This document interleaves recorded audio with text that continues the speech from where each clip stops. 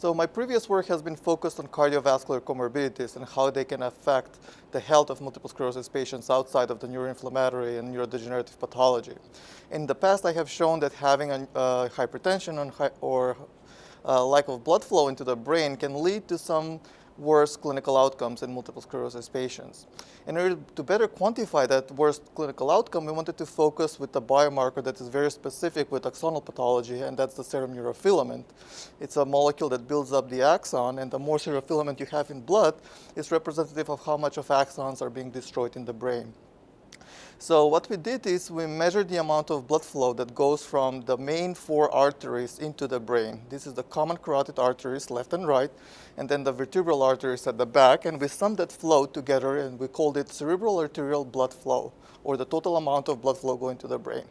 And what we show in this population of multiple sclerosis patients is that people who have lower amount of blood flow going to the brain, they had significantly larger number of serum neurofilament level in their bloodstream.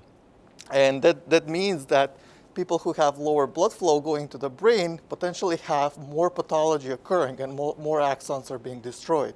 One of the major limitations of this study is the cross-sectional nature of it. Basically, this is a single time point where we look at the blood flow and the neurodegeneration and the serum neurofilament in the blood.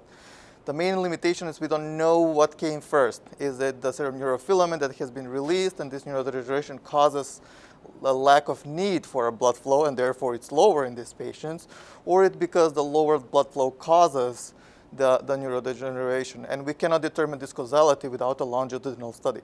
So the next step would definitely be where we have to follow patients over a long period of time, look at the baseline blood flow and how much they had arterial blood flow going to the brain, and did the patients over time going forward had more neurodegeneration or not.